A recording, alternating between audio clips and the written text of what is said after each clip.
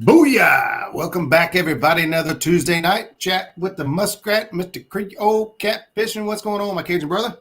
I'm very excited because I'm home and I'm not on the road. I'm in my little universe here. We fixing to get technical tonight. Do all that fancy computer mouse clicking, map looking kind of stuff. I geek out about that. I love it. I'm excited. Yeah, I got with Jeremy and I told him because we're heading down to the gathering. We're leaving tomorrow night, and I'd already been on avionics, kind of looking up things and using the measuring tool to see how far of a run I got, and fishing from the bank. Her dad's actually going to go with us, and I believe her nephew is going with us as well. So we turned it into a family vacation right now. Heck yeah, they don't know so I've been looking at the bank area down there, from the campgrounds and whatnot. And I thought, man, this would be a good opportunity if anybody in chat is going to the gathering and to kind of take a look at some things. But basically, just kind of sharing with you guys how when Jeremy and I get prepared to go fish a new area, go check out something. This is our routine. We pull up avionics. Yep. I can tell you right now, I've been looking at the flow charts for days. 28, 30 some thousand is about what the dams have all been running around that area. So I should be able to bump. So I know Jackie is super happy about that. Yes. She got a new bumping rod and new reel, and she's ready to try it out. But we thought it'd be fun just to kind of bring you guys along and show you how we break an area down and how we take a look at it. We've done these in the past and I've always gotten good responses, and obviously questions along the way. Feel free to jump in and kind of ask us, how did you do this or that? Because sometimes we get kind of caught up in assuming you guys are following along and that you know what we're talking about, because we've been doing it for so long. It's easy for me to skip over something just assuming you guys are following. So don't be afraid to back me up and be like, hey, wait a minute, let's talk about that for a second, Roger. You're getting ahead of yourself. So don't be afraid to holler at us. But before we get started, Jeremy, what do you say? We say, I'll tell you what, I'm feeling a whole lot better, man. Last week, we had a great guest. You sound a lot better. I was rough last week, man. I really, really, really wanted to sit it out, but we had Spencer on, man. You can't. I know. I couldn't pass up the opportunity to talk to Spencer. I've met Spencer actually several times now through my fishing adventures. The first time I met him, I believe, was 2019 on the Bluegrass Catfish Bash. I can't believe I just remembered that. In Kentucky Lake, and I believe he was there kayak fishing with a couple guys, and that's the first time I ran into him. But yeah, good dude. So good show last week. Heck yeah. Before we get started, we'll say hello to some folks. What do you think? Hey, let's go for it. All right, you might have to help me. I forgot my mouse, so I'm trying to do everything on the little pad here, and I got to be completely honest. I got you. I'm terrible. I got you covered. The first one I see is Mr. Mike fishing in Mid-South. What's going on, brother? And the second Mike, I know he wanted to be early. He definitely accomplished that. I see Sampy's in the house. What's going on, brother? Rigging for Fatties. Mr. Steve Ransom's in the house. 922 Crappie Barbecue. What's going on? Stonefly 71. Mike Greenwell. What's happening, brother? Good to have you in the house, man. Let's see. One of my RCT brothers, Richard, fishing in Freedom. What's happening, my friend? What's up, buddy? And speaking of RCT, the man himself, Mr. John with Rivercast Tackle. What's going on, bro? John? Thanks for stopping in, buddy. Sit back and enjoy the show, John. There you go. Let's see. Who else we got? We got Daniel Berry Sports Highlights. Welcome. Mr. Jeff Beals in the house. Wabash Nate Fish On is in the house with us. Sean Abney.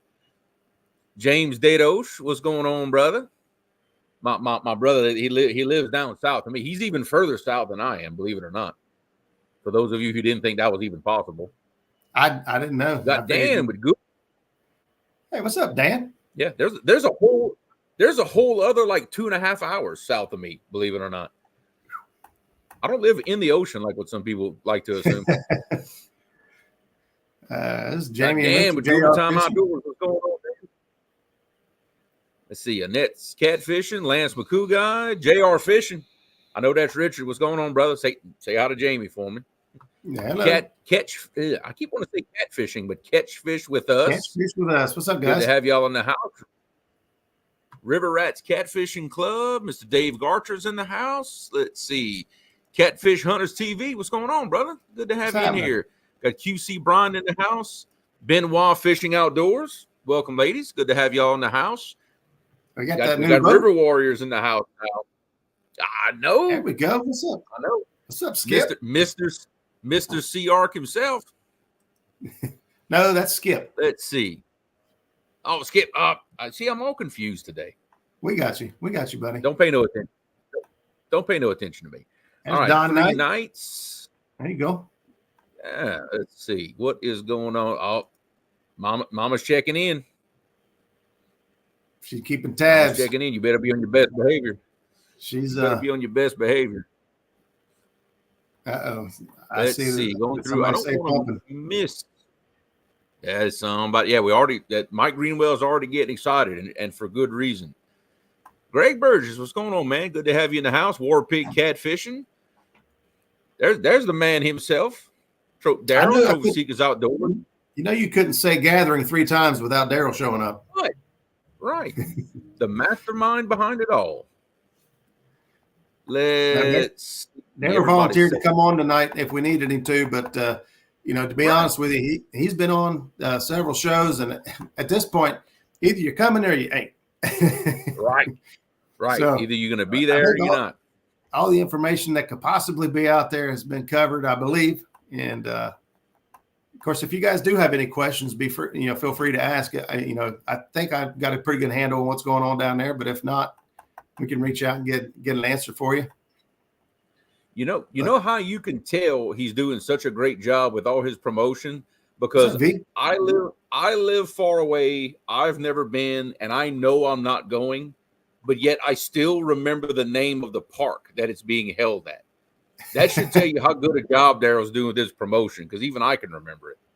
There you go. Brian B., what's up, brother? Good to have you in the house. Fishing with the squirrel. 1 tons.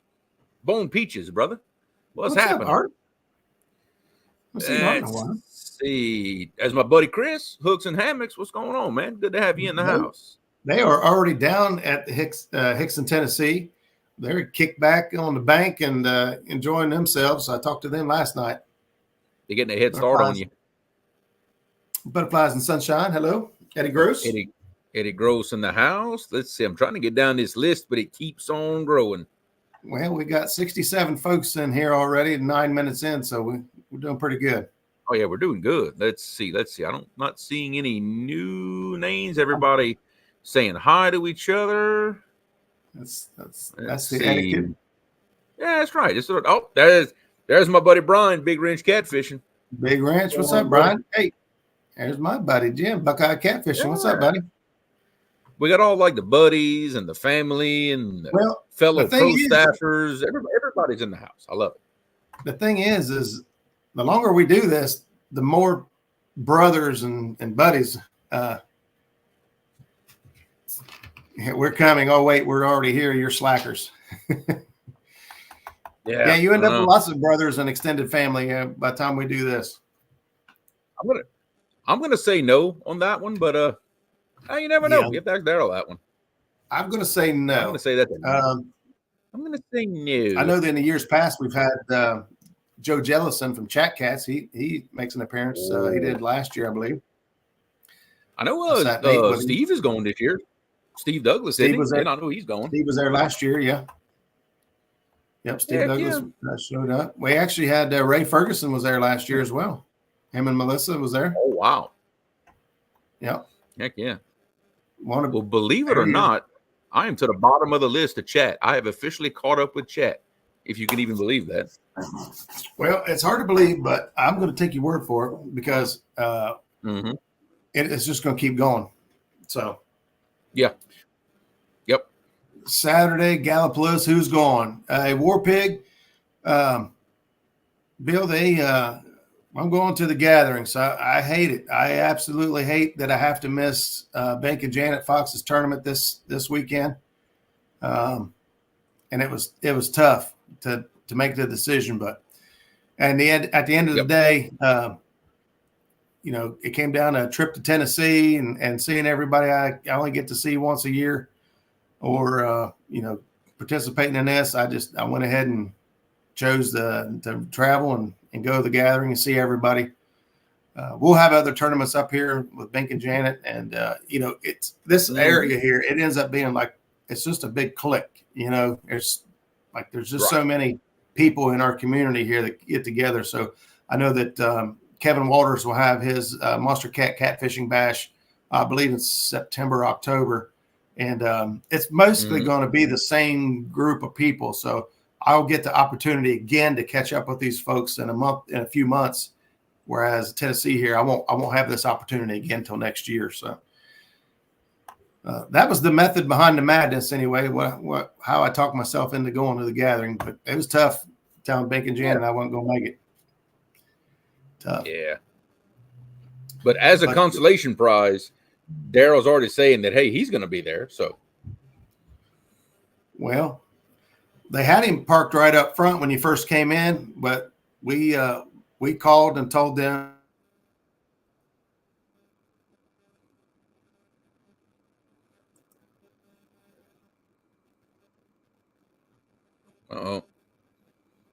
Be the very first thing you see when you pull in. I must have froze up, didn't I? I don't know if it's you freezing up or it's the connection's bad on my end. I don't know. We might have to have chat tell us which one of us has the bad signal. On my end, both screens was swirling, so that usually means it's my end. But all right. Okay. They had Daryl up front, but we called and told them that we do not want Daryl's face to be the first thing you see when you pull in. So I don't remember what they told him, but they moved them guys. Smart move. Yeah, I like it. I just thought we'd have a greater chance of people returning next year if we try to make their experience great. Danny Stone's in the house. What's up, buddy? Paul Edmonston's here. Jackie said I'm the one that froze. Everybody, I don't know. Yep. My internet's always kind of crazy. It is what it is. This is actually the old house. We got the banner and stuff down, moving out of here. And this might be the very last time I do this live from this location. So we'll see how that goes. The big question is, are you moving to a better internet area? Well, I've been doing most of the shows from Jackie's. So it's been doing good, like for a while. Now I'm at my house. I'm having problems. Yeah. You're moving to better internet, so we're good. Yeah, we'll be good. Yeah, we're good. James, what's going on, brother? Good to see you. James is in the house. What's going on? He probably knows more about this area and what we're talking about than I do. So but we're gonna go ahead and kind of dive right in here. Let me see if I can get this my screen back where I want it. Let's see, I was doing some measuring, doing some other stuff, but we'll get this pulled up here and get my fingers working without my mouse. I feel a little lost without it. Go. A little lost. Fashizzle. Okay. What's up, Brandon? What the fashizzle? What in the fashizzle is going on here? There we go. All right. So if you guys are looking here, this is Chickamauga Lake. And most of the campgrounds, they have a lot of parking and a lot of stuff going all the way down. If you can see my little cursor moving on the screen there. But the pavilion and most of the campsites are right here on this Dallas Island. So you kind of scoot in on that right there. And you guys can kind of see what we're talking about here. This right here is Dallas Island. Actually, mine and Jackie's campsite are kind of right up here on the very north end, northwest end of this island. But this island here, most of this area is shallow, all the way out in the front. Now, they do have campsites that are down here along the water. If you can see where I'm at right here, show me where to fish this weekend. Well, I can tell you that's what we do, brother. If you're a bank angler, I can tell you that if you're a bank angler, these are the sites down through here that are rented out. You're in pretty good spot. Now, I know that Dominic and I kind of went through this a couple of years ago because he was on the bank and not thinking that, he had had no idea where his baits were going or what was out there. And I basically pulled up this tool here and pulled up the measuring tool, which is down here in the right-hand corner. Now, this is all free. This is your Navionics web app. Everything you're seeing me do right now is completely free. You can get it on your computer. And so if you guys will look right there, I measured that. I'm probably going to be pretty small for some of you. But from the bank, from the shore there to the outside edge of this channel is 102 feet. Now, I know a lot of you guys with the bank rods, 10, 11, 12, 16-foot rods, some of you, 100-foot cast is not a big deal at all. I could throw an easy 100-foot cast, with the 7.6 rod out of the boat. And the point of this is all these spots down through here that Daryl had rented. I believe it was 500, 501, 502, 3, 4, 5, 6, maybe. I'm not sure if it goes clear up to 6, but those spots are pretty much right down through here. And so basically, if you can throw 100 feet off the bank, you are landing in the secondary channel. What I mean by secondary channel is, if I back this up just a little bit, you guys can tell that the flow of the water in the screen is going from top to bottom. So north to south flow. In this section. And so the channel splits right here, and you have a secondary channel that comes off and over to the side here. And that's what we're looking at. Like, as I'm saying, Dallas Island right here is pretty much most of the campsites for Chester Frost. I don't know how far outside of it goes. I know that when I zoom out on this map, it tells me Chester Frost goes clear out to the left. But like this area here to the left of the screen is just a big shallow flat. It's called Dallas Bay. It's Dallas Island, but this is all Dallas Bay. And you're looking at 5, 10, 15 feet on average all the way out until you get out into the channel.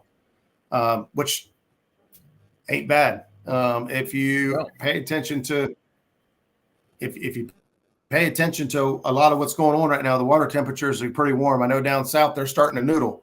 There we go. 502, 3, 4, 5, and 6. Okay, it was right. 502 through 506 are those spots I just showed you that are rented out, and that is really good fishing. Some folks in the years past, you guys have heard stories about the good fish. I remember Catfish Viking, losing his rod and reel off that bank because somebody took a hold of it and it's gone before he could get to it. It's gone. Oh, wow. Kevin says our campsite is on the water in between the two islands. Okay, I got you. Oh, cool. So that might be down in this area right here. There's an island there, and of course the lower section here, and it does say campgrounds there, so it could be right in there as well. Yep. If you never fished down here before, ever been here, it's actually the whole daggone thing is really nice. What's up, Kelly Bullock? What's up, Kelly? So like Daryl said, those sites have already been rented and paid for. Obviously keep in mind, they're all primitive camping. So there's no electric hookup or any of that kind of stuff. So it's kind of like, free for all, first come, first serve. Folks that go set up over there, just pick you a nice spot, set up. Keep in mind that there are going to be a lot of people coming in to join you, and obviously clean up after yourselves and whatnot, because we don't want to be those guys. For those that have not been to Chester Frost, be aware there are a lot of deer leading to the entrance that cross even in the middle of the day. There you go. And that's a good point. These deer are like domesticated, man. They do not care. They give zero craps about you and your car. They will get there when they get there. Jarfish says I'm jealous of this whole gathering thing. Yeah, it's a big deal, man. And I really have been looking forward to this. Just seeing everybody and just getting to now, CatCon, you guys get to kind of run into each other and talk, but there's so much going on at the Catfish Conference. I feel like everything's kind of rushed. Most of your conversations, pretty short. You can hang out with somebody for an hour, but then, you're missing out on a bunch of other stuff. So I really like this. You get to hang out and talk a little bit and low expectations. So let me get the measurement off there. I couldn't help it. talking about the deer. There you go. Again, if you're not familiar with the avionics, if you see my cursor moving at the very bottom right hand screen, there is the measurement tool. That's how I got the two little dots to show up here on the screen so I can measure distance. Mm-hmm. It'll tell me how far anything is in any direction I want to go. And that tool is in the very bottom right-hand corner. Okay. To get it open, you click on it. To make it go away, you click on it again. All right. I know that in the past that Chris and Tilly had fished that island we just showed you where the channel had split. That island is also pretty good. Some of the areas that we fished in the past, we came down through this bend right here, and we shot off into this big shallow area back in the back here.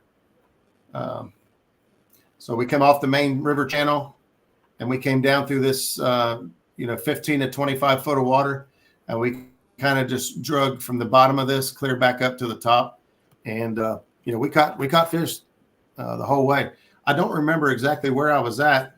I know that Chris and Telly were nearby, and Freddie was nearby when Zach caught his PB flathead last year at this event, which I believe was 37, 38 pound flathead. We caught dragon, and I thought it was down in this area, but I'm not sure. Now these are the areas here that I'm going to probably check out, just because I'm a big channel ledge fisherman. That island is where I got slapped. There you go. So you guys remember the video last year of Telly catching that nice fish? I don't remember how big it was. I thought 40 something pounds. It might have been 50. Yeah. Between 40 and 50 pounds, I believe, is where that fish was. But she's saying that's where they hooked up, and she got smacked in the face.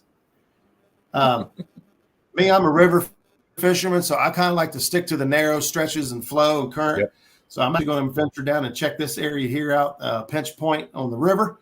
It is a deeper section of water. And of course, when it swings around here and hits this outside ledge, these are going to be areas that I'm going to try to take a look at myself. And these are all within, just a couple miles of the bay. So if you look up here, and I had to grab my tool, the distance from the campgrounds, which is there, all the way down to the dam, which is clear down here. Now there's a little more zigzag. It says 7.76 miles. So you're going to, because it's not a straight line, you have to put a little, so I'd say it's right around 8 miles from Chester Frost campgrounds all the way down to the dam. So you're talking about really good location. That's going downriver. And then obviously if you went, the other way and went upriver, there's some good stuff looking upriver. I know that there's a power plant up there I never got to look at as well. Let me see if I can check it out. And Jeremy's probably got, with the power plant stuff, Jeremy's probably got the Google Earth. I can see that there's power lines here. So I'm guessing that right here is a power plant. Oh, yeah.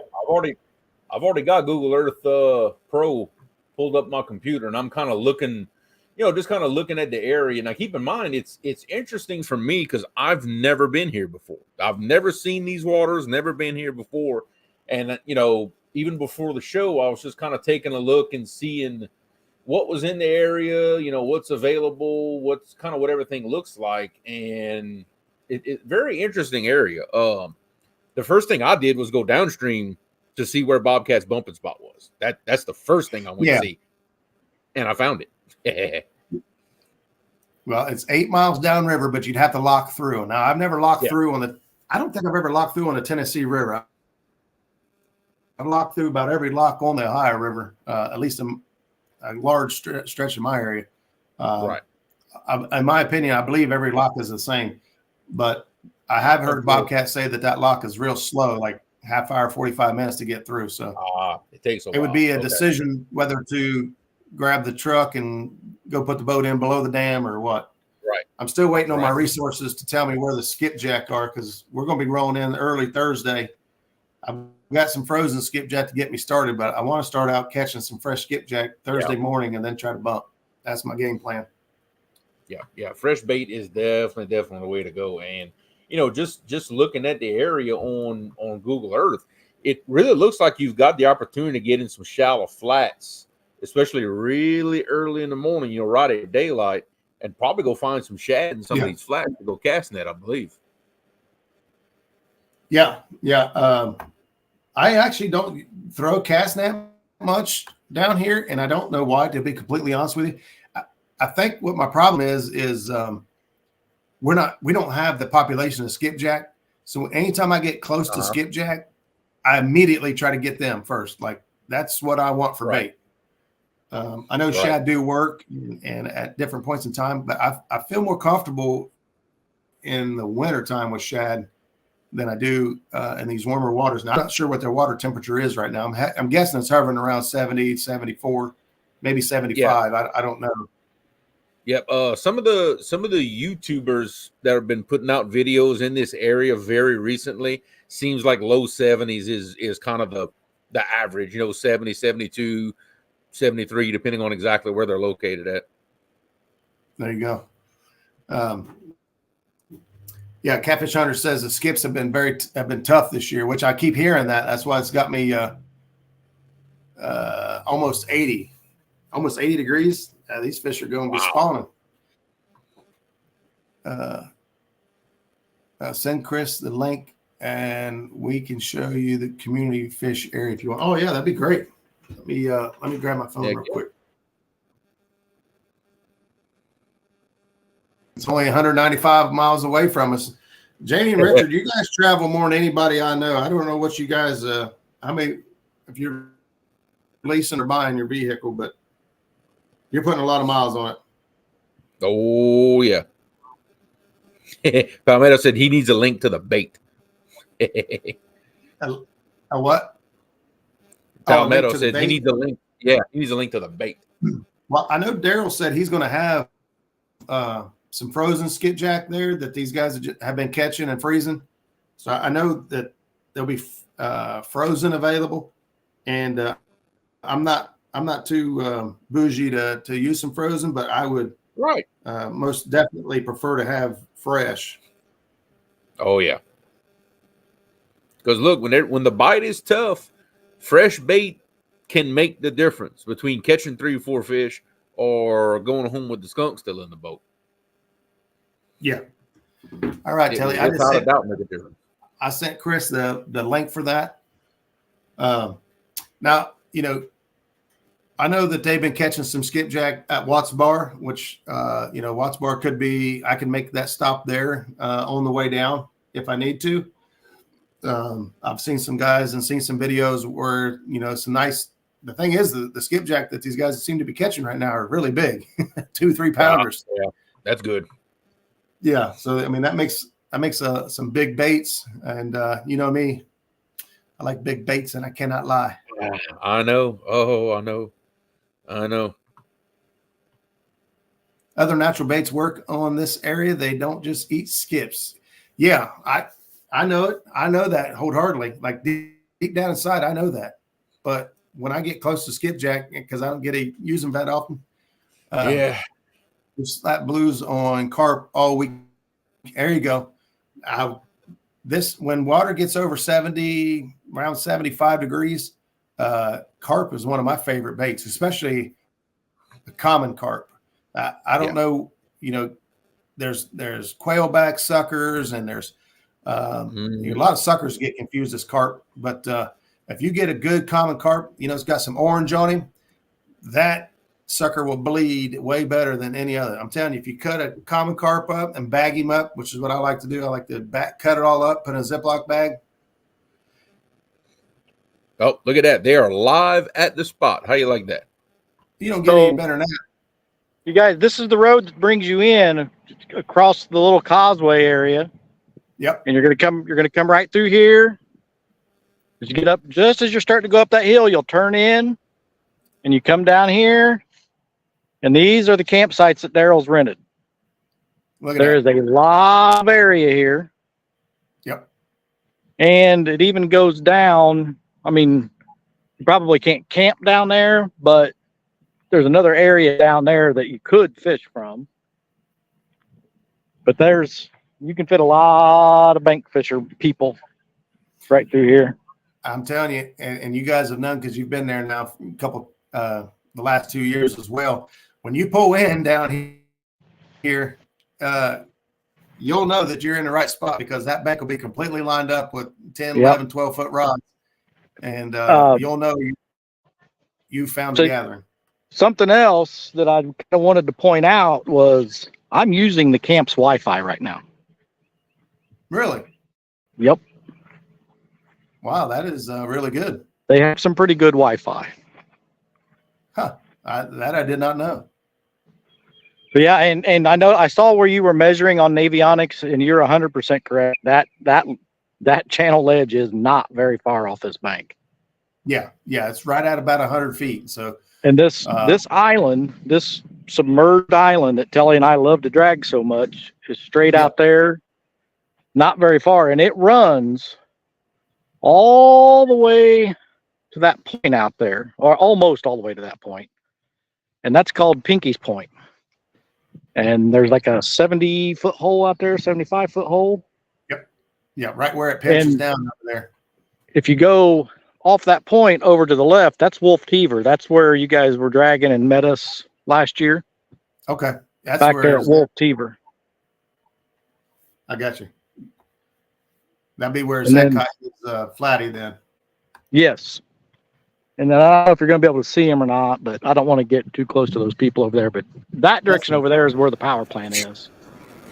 And there's some really good fishing over there. And we've got some. Get out of my spot. Yeah, right. we got some serious weather coming, so yeah, I'm starting to hear the thunder. Yeah, I've seen that they are calling for some rain on Friday and Saturday, so it wouldn't be a gathering without some rain. So we'll. Kevin says, did somebody say 70-foot hole?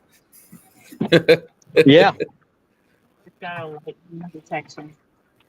I'm gonna probably jump out because as soon as I start my truck, it's gonna try to connect us. Okay. Well, I appreciate you guys hopping in there and showing us, giving everybody kind of a quick visual on what we're showing you on the map versus what you see there on the ground. Yeah, there's and keep in mind too that if there's other people, even camping back where like Telly and I are, if there's other people that they know camping, don't be afraid to fish in some of these other spots if you got the access to it. Because I mean, Freddie caught a 32 or a 35 from our campsite last year in that shallow water, and he's caught 2 teeners the last couple days he's been here. Well, he caught one this morning again. Yeah, he caught one this morning. And I caught a largemouth bass on a piece of eel this morning. No kidding. Yeah, that was hilarious. Huh. I thought I heard you say something about that on, I think you maybe Bugman. Bugman. Yeah. But Chris, can you read that comment that I highlighted? My old eyes can't see it. No. Chris thought I saw a Juno Cajun meats on the bank.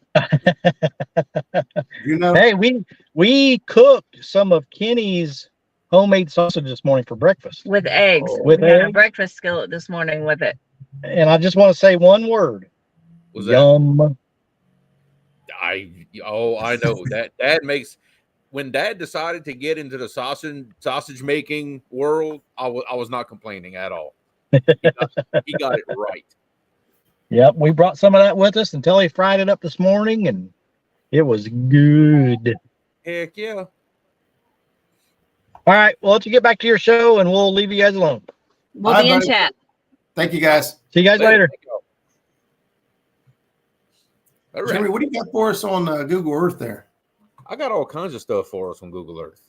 All right, let's check it out. Let me see if I remember how to do this. It's been a while. I know it. Yeah. I know. I go to log in on my phone. I always pay for the Navionics app on my phone. And wouldn't you know that it expired this week? And they changed their prices, man. It went from $24.99 a year to $49.99 a year. Ooh. Yeah, it wasn't just a little. It's a lot. Ooh. Oh, they ain't playing around, are they? Okay, so Well, they realize how valuable it is. It's that Yeah. valuable. I agree, but and you see, and me personally, it doesn't do me that much good because Navionics doesn't show very much in my area. You know, a lot of the area I fish, it doesn't show anything anyway. I gotta do things the old-fashioned way. yeah. Okay. Well, centered on the screen, like I said, if you just simply type in Chester Frost Park in Google Earth Pro, this is the exact pin it shows you. It's right there on the top side of like the island you were talking about. And from what was described to me, this island right here, let's zoom in on that, baby. This is exactly where Chris and Telly were parked, was right here in this area. And these are those spots that they have rented out. Am I correct, Roger? Yeah, right where you're at now. Right No, right there. That right. Yep. Right there where you're at right now. Right there. Yep. Okay. Yep. Because they have to come up. The vehicles come across that little bridge right there, and then it branches off. Gotcha. Okay. Now you see, and like you showed on Navionics earlier, you can just tell because remember I know this is called Chickamauga Lake, but it is the Tennessee River system, which at one point in time was still a river. Okay, it still has a main channel with inside and outside bends from when it used to be just a river. So kind of based on that, you can see naturally you would assume that this, if you're in a boat or if you have bank access to it, naturally you would assume that this old outside bend of the old river channel, you're gonna find some deeper water in these areas. And now, as far as current flow, I kind of don't know what y'all are gonna see whenever y'all go. There may be no flow, there may be very little. That I don't know. I'm not expecting much. See, they're only running, like I said, about 28,000, and then you take that. I don't imagine it really turning into much flow, to be honest with you, at all. Okay, so honestly, right there with very little flow, that lends itself to dragging, possibly doing some suspend drifting, something like that. But I imagine a lot of planer boards are going to get pulled on that lake this weekend. I mean, I know if it would be me to have to go fish there, right there, expected current is a big thing to know right out of the gate, because that, you anchor when there's no current? Absolutely. In areas like this, especially like, let's see, like I'm going to go back up to the top of this island right here. I'm going to zoom in more so that people can kind of see what I'm looking at here. But you've got this big mouth right here that these fish have an opportunity to come in and out of here, in and out of all this bay that's back here. Not a terrible place to double anchor a boat and bomb some baits out. If you're the type of fisherman who likes to just camp out at a good spot, throw some baits out and relax and chill out, that is the kind of spot that you might want to look for, is something where these fish are, coming in and out, traveling. Now here I'm just overlaying this real quick. So this is exactly what he was just looking at. So you talk about traveling in and out. That right there is about as black and white as you can get, as far as a small channel with the original creek bed, most likely, that ran out and ran into the river. And just like Jeremy was just now saying, there's fish moving in and out of here. I imagine if I had a boat, I got a boat. If I was going to sit in a boat, I'm looking at right here. I'm looking at either right here or right here. I'm just kind of going to ambush it because let's think about it. If a fish is going to go from back here to out here, it is not going to go up and over, down and up and over and down, up and over and down to get out here, right? It's just going to stay in that low channel. It's just going to let it snake on out, and that's what it's going to do. It's going to feel safer. It's it's easier. That's the natural path the fish are going to take. So yeah, exactly. I just thought I had it pulled up just perfectly overland. Overland what you had right there. So I thought I'd drop it in there. But yeah, that's a good point. Interest. The only problem with that spot is it is the only way in and out of there. Oh, lots of boat traffic. Yep. So lots of boat traffic. So if that's going to be your tactic for fishing, considering boat traffic and everything, by the looks of things on my screen, like I'm just kind of following. I'm pretending like it's a flowing river, okay? Because that's everything I know about the way catfish move is based on a river. So I'm kind of coming down here and following the old river channel, kind of you as an outside bend here, so the water's a little deeper. You're gonna have shallow water off this side, and naturally. Another thing you can always assume, which Navionics will tell you if I'm right or not, but the river widens here, so that almost tells me that naturally the water may be a little shallower through this area. And then if anybody want to know where Bobcat Bumps at, there it is. Take a picture. Let me tell you what. As many videos as Bobcat has made about bumping down there. If you can't find where Bobcat bumps, you are not a very good spot stealer. It's not a secret, but I'll tell you this: in the last video that I saw he put out with him and Brandon, and look, if you ever watch any of Bobcat's content, there's definitely a pattern to it. Okay, he bumps from the face of this dam through this bridge. Okay, and let me tell you. You got to have your affairs in order to be able to pass that boat in between the pillars of that big bridge. It is not for the faint of heart, I tell you. So, it's something. Last year when we went, Zach and I were up there bumping, and we got a hold of Bobcat, and he said, "Hey, I'm just getting off of work." I said, "Hey, we got plenty of bait and everything. If you want to hop in the boat with us, we'll just come pick you up, and you come bump with us for a little bit." Yeah, we went and picked him up. I think I just caught like a 30-something right before that. And we were bumping at the bottom of your screen is actually shallower than the middle. Down here on this Bobcat side, never bumps. Yeah, he never bumps the area. It's a lot shallower. And but we had gone a couple passes through there and picked up some good fish. And we put Bobcat in the boat. First pass, he puts a 50-some pounder in the boat. He said, I don't fish over here, guys. I said, well, we've caught a couple good ones right here. We took him down through there and boom, he put a 50-something. The second pass, we tried to do it again. So Zach accidentally turns the trolling motor off. He's got the motor cranked sideways, thinking, why ain't this thing turning?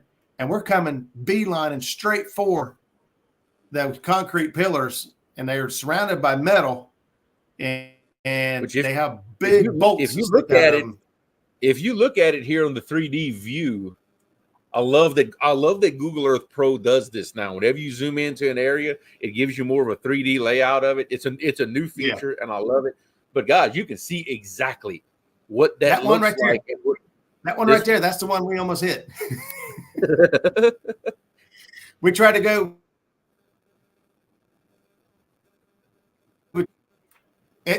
It would have been fine, but somehow in the hurry of things, Zach accidentally turned the trolling motor button off, and he had the motor turned the right way, but it just wasn't on. But and he had actually he had the fish on when we did that. He had a 50-pounder. We almost hit the wall. We pushed ourselves off the wall, and Bobcat still lands the 50-pounder, even after all the chaos. So. Like I said, you got to have your affairs in order. You got to have your last will and testament signed. Make sure your life insurance is up to date. you do what you got to do. Yeah. Anytime you fish a dam, you definitely want to have some experience going with somebody for the first couple times that can help you out a lot. That dam is kind of tricky. Daryl says right there, we thread the needle on that dam all the time. It can be a little sketchy. So it's not one of those things you don't want to be prepared on. I 100% agree with that statement. If you're not experienced enough, don't talk yourself into going somewhere that you're not comfortable or not 100% certain that you can handle, because everything is fine until it's not. Yes. And then when it's not, things go very bad very quickly. Yeah, so that's great advice right there. Yeah, that is one of the more dangerous dams, just because of those pylons that you have to navigate through. If for some reason your boat would get pinned against that, you're in bad shape. The second it hits one of those pylons, the current's just going to flip your boat over, and it's going to tumble it. It's going to tumble it over, and it'll be over with pretty quick. So you're saying when y'all fished here last year, y'all came down. Hopefully, I'm not making anybody drunk zooming this thing in and out like this. But y'all came just down from the park, came down river just a little, and y'all were dragging like from the backs of these creeks up towards the river channel, right? Yep. And so if you look right there, if you stay right there just for a second, what we were talking about earlier, this is that exact same area. Yep. If you look at the very top of the screen here, that's the very end of that underwater island that Chris was talking about. And if you follow it clear down, you look at this white area. That white area is what he was talking about being deep. And it is 79 feet deep. Oh, wow. So, but yes, down here is we went clear back as far as you could go, and then drug all the way up towards the channel, because even I don't know what's going on with my screen is. Oh my! Let me get out of there. Let me get this off of here while I try to figure this out. Somehow I lost my plus and minus button. The zoom is. I'm at. Yeah. I don't know what the heck. And you see, it's interesting that there's a deep hole right there, because like I said, looking at it from a river perspective, the old flow used to come down and it used to hit this hard bend. And I guess what it did way back in time, the current coming off of this point made a scour hole back here. And that old hole is still there to this day. It made a deep hole. Go figure. Yeah, that's a pinch point there. It gets real small. Yep, it gets a pinch. It comes off that point, and that water deepens. Let's see. Is that a barge that I see in my image here? So, do they have a little bit of barge traffic in this river also? Yes, not much, but they do. They do have a little bit. Okay. Yeah. Well, we're gonna come on up upstream here, and that sure looks like a power plant to me. Oh yeah, that's the power plant. Okay, so if there's a power plant, that also, now this time of year that doesn't mean all that much, but a warm water discharge possibly. Right. But this time of year the water's already warm, so not really looking for now during the winter, cold weather months you come here, I bet you this is a hot little place to fish is around this power plant. Well, here's what got my interest in, and I don't know what it is, and maybe somebody in chat does, but freeze right there. I'm going to overlay you. Okay, got it right in the middle. Get my finger there. There we go. So if you look at that area, what I've been looking at is, of course, these are the power lines going over, but we have these two great. I don't know what these big humps are. I don't know if this is a pipe that goes across. I don't know. I don't know what these two things are here, but I do know that anytime you've got a break in the water like that, if you have any flow at all, these are gonna hold some fish. You have it's 58 foot deep there. It comes up to 30, looks like 35, 38 feet deep on the top of this hump. Drops back down into 60 foot. comes back up into like 55 foot, 50 some foot, and then back down into 61 foot, and then down into 70 foot. So I'm not sure what this is. I don't know. Out I'm front of trying the power to. plant, but it got my attention. I'm actually looking on Google Earth to see if I can see some clues as to what that might be. I don't know. That is very interesting. Let's see. That's honest with you. That's kind of how I'd look for things. I look for anything out of place, odd, different things that just stick out and get your attention. And then I zoom in and take a closer look. You will snag all your lines dragging over those cables. Oh, those are cables underwater. Okay. Because I was fixing to say I was looking on Google Earth, and it right even with where those things are, you can tell there's a right of way that cuts like through the woods. So that's either a pipeline or something. So cables. That makes sense. There you go. Yep. You will snag all your lines dragging over. There you go. Well, I guess that's crazy. That it's a big hump. Huh. It says looks like an old dam. That's what I was thinking. I thought it might have been an old dam or structure of some sort. The only part they were missing was the actual lock wall itself. What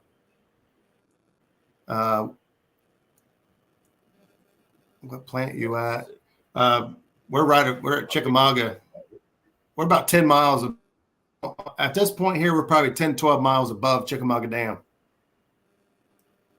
Also a lot of trot lines. Ooh, yeah.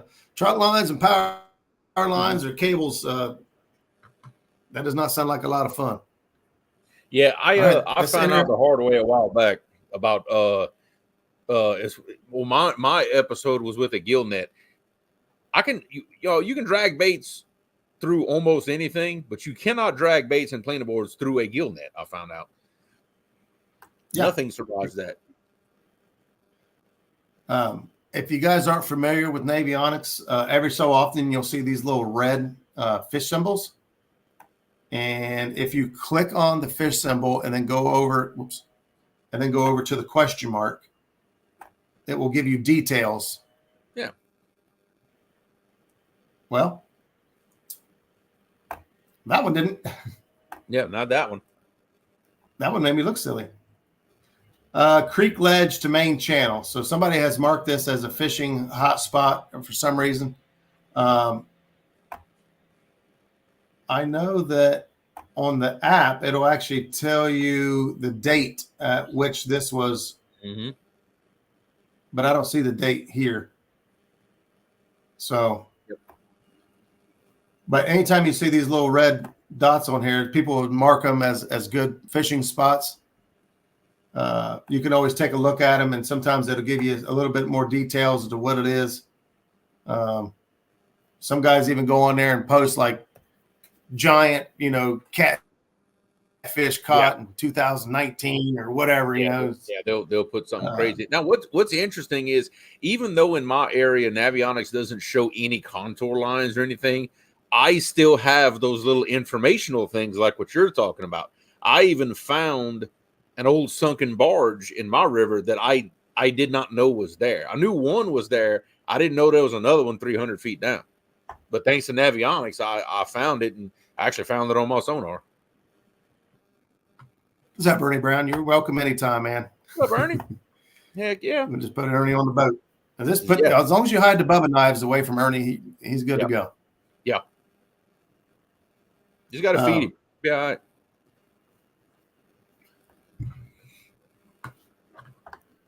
So yeah, but overall, I mean, it's a great looking area, and I can see, because all I can do is watch like the YouTube videos of the guys that fish this area and do all that, and I can see how a lot of people talk about fishing the mouths of these creeks in the Tennessee River area. I definitely see why, because it's full of them. There's a ton of these things.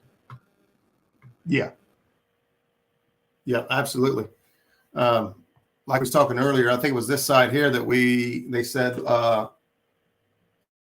Wolf River Creek. So this, you look over here, this creek comes in and it has a small bridge that goes through there. I don't know if it's navigable. Yeah, it says it's 30 feet deep. So yeah, you could go. Yeah, okay. Yeah, I think we went back in there, to be honest with you. Well, that is one heck of a little bottleneck right there. Again, we're talking about, double anchoring and just camping out on a spot.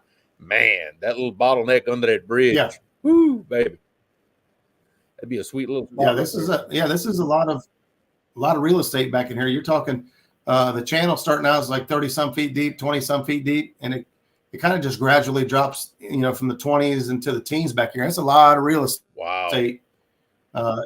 And I do remember going through this bridge now. Yeah, you could sit on it. I knew there was a lot of crappie fishermen, I thought, on this bridge when we came through. But yeah, talk about ambushing fish. Anything wanting to go in or out of there has to go through that small opening. And if you got some fresh bait right there, it would seem to reason that you'd have a good shot at picking up some fish. That's what I'm thinking. You just take your boat, you get right in the middle of that little gap, and I mean, you just pontoon Jody that sucker. Just that's it, rods everywhere. You carpet bomb that area, and man, ain't nothing can get through without hitting one of your baits. And if that don't work, you just hop on this channel right here, and at least that's what I would do, and start dragging this channel out. Yep. But thanks to Navionics, you can really see where the original channel used to run, and you can see that it's not just flat ground out there. There's a lot of contours that I guess would look like open water to the naked eye, but it's really not. You've got some features in there to fish. Yeah, you got to kind of play with the zoom. So like right here, I'm zoomed out to so far, but like if you zoom out too far, nothing really stands out. If you zoom in if you go in too far, things start to disappear. But I love to go to a point right about there where things got that real defined line. Yep. And things just kind of pop. They kind of reach out to you and say, "Hey, what's that?" And that's that. I play with the zoom until I can able to see stuff just like this here, and I can go down through here and look and say, "Man, look how defined this channel edge is." And then boom, I come down here and I look. I was like, "What the heck is that? Look at this zigzaggy looking thing." Mm-hmm. And I zoom in and take a closer look, and it's exactly. Yeah, really does show a lot of detail. It just snakes through there, and we actually drug over all of that. We didn't try to run the boat zigzagged like that. We just went straight line over top of all those humps and picked up fish. But when you're looking at Navionics, zooming in and out until you find that sweet spot where like things really start to pop. To me, that's the quickest way to eliminate water or to try to high level find something like right down here again. Here's another area that's got a channel coming into it right before the dam, and then you got this big shoal, this big old flat right before the dam. So you're looking at 55, 60 feet of water on the top. 50 foot of water, and then dead in the middle here, 25 foot flat in between 2 50-foot areas of water. That could be awesome. Yeah, definitely.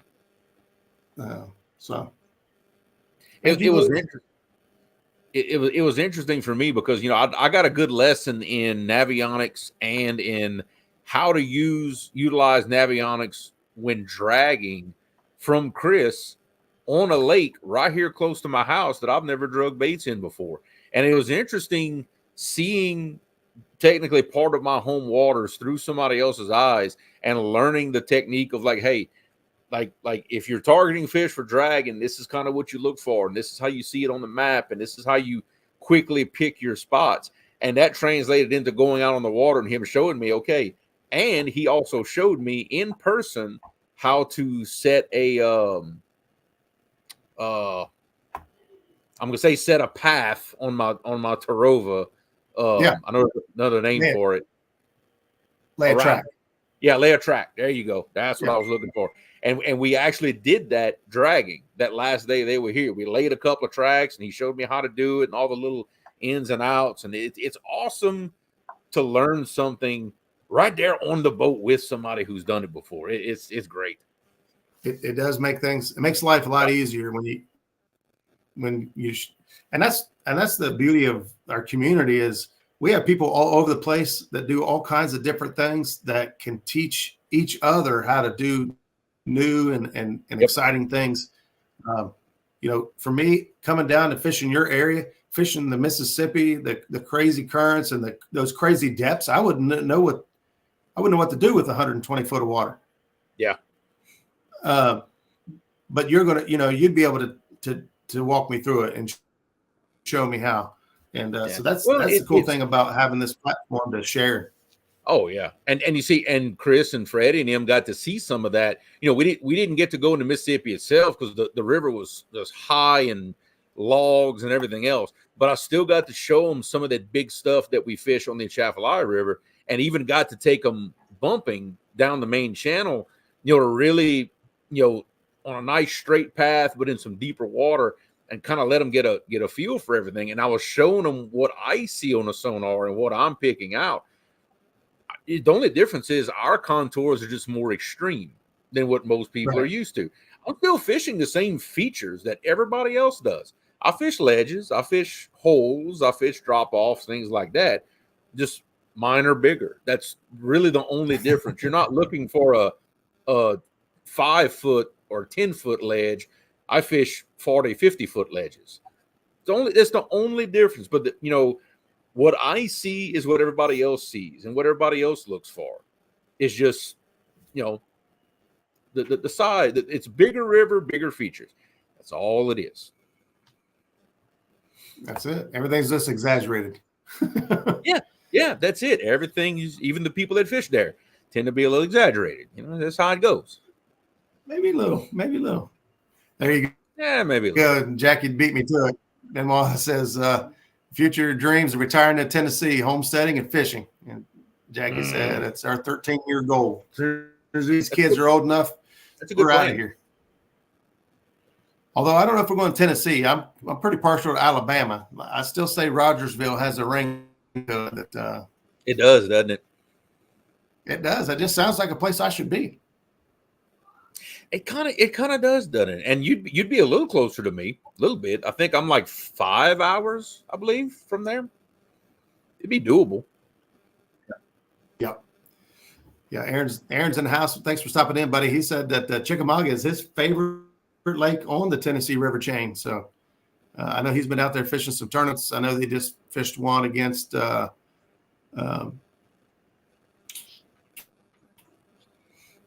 Justin Johnson and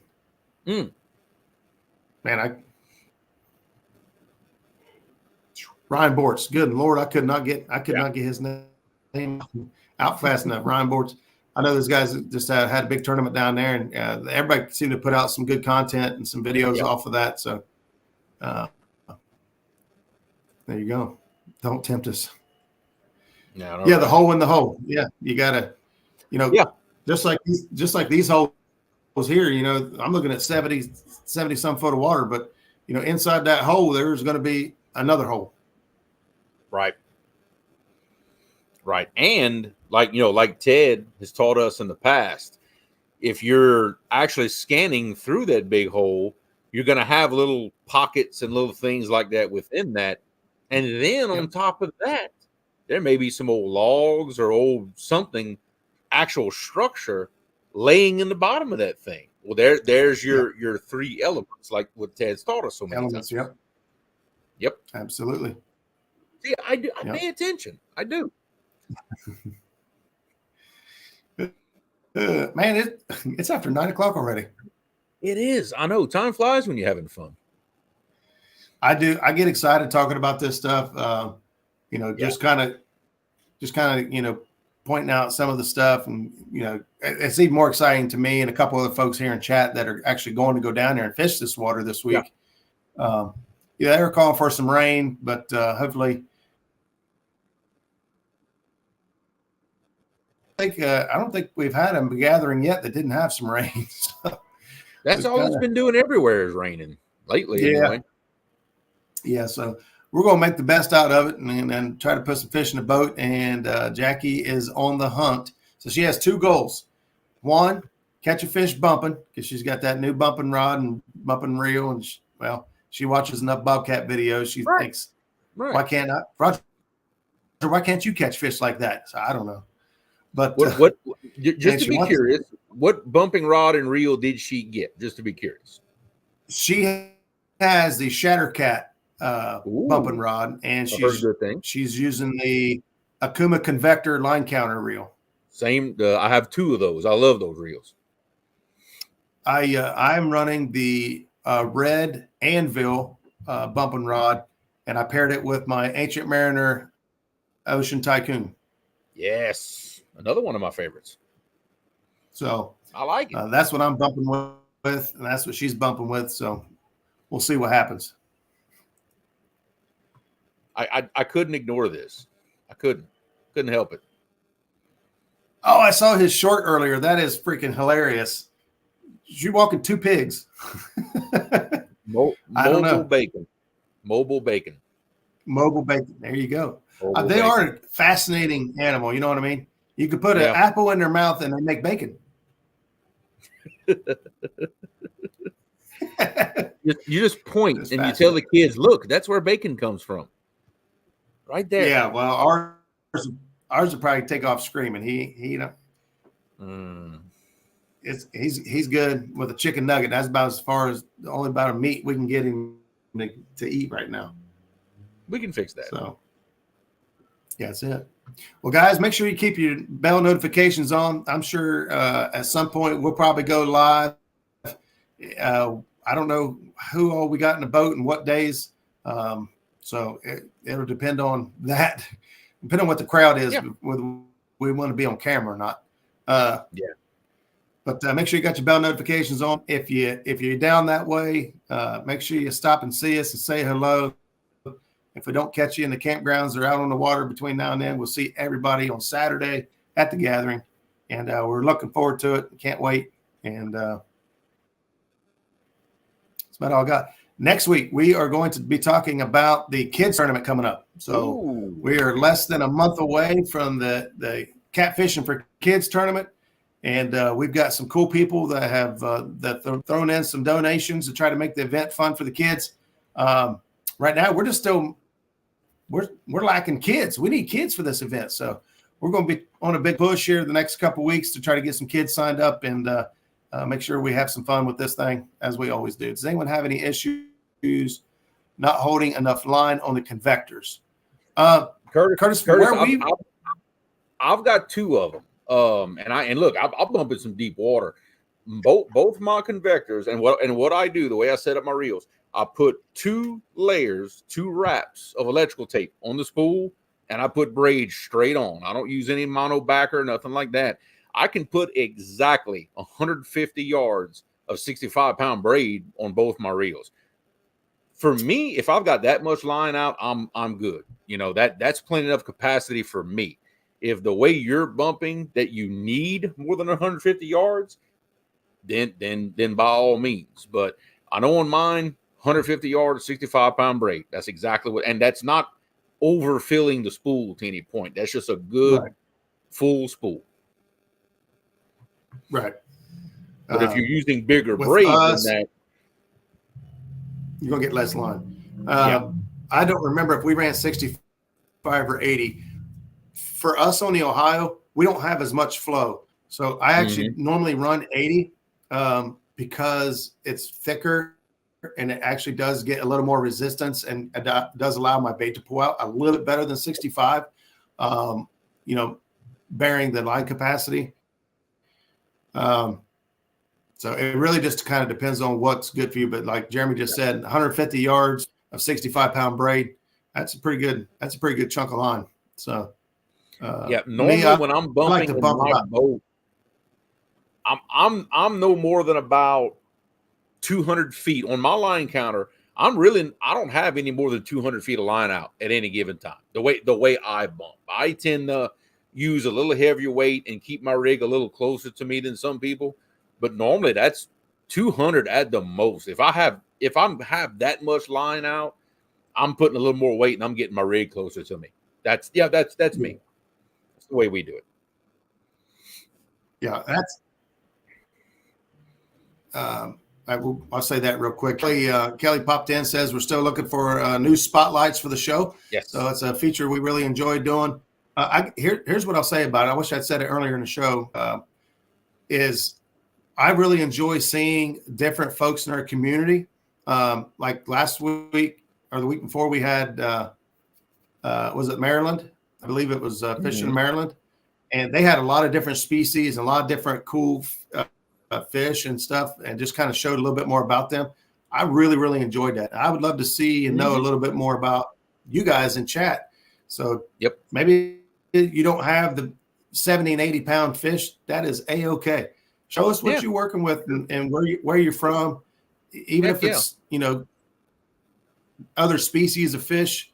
Don't be afraid to hop on here and get a spotlight and have some fun with it. I enjoy watching them. I'm sure other people do too. So I think some people are kind of like, I don't know if anybody wants to see, what I got or what I do. Yeah, we do. We would like to see. How do you know until you show everybody? That's the way I look at it. Yeah. Well, and not only that, but like even after he's made the spotlight, like I've gone back and watched mine a couple different times just because it's cool. He did a great job with it, and it's kind of fun. So I forgot where I was going before that, but that's all right. But next week we'll be talking about the kids tournament. Yep. Be looking for the signups. If you got kids, neighbors, brothers, sisters, nieces, uncles, whatever, that want to get in and participate, please get a hold of me, or Jackie's helping me out this year. So get a hold of Jackie, and we will get them all signed up and set up to go. And we'll still be looking for donations and anything anybody can do to help make this super special for the kids. We don't want anything in return. We do this 100% to give the kids to have a good time and to have some fun. I know that Coda's already signed up from last year. That was Danny Stone's granddaughter. And if you haven't noticed a huge change in Coda last year from the first time she got fishing live on the kids tournament to what she does now, that's a big testament on what these kids tournaments can do to a kid if you give them the opportunity. So, but we'll be back next Tuesday night, same cat time, same cat channel. Jeremy, got anything else? Nope. Bon pêcher, everybody. Bon pêcher.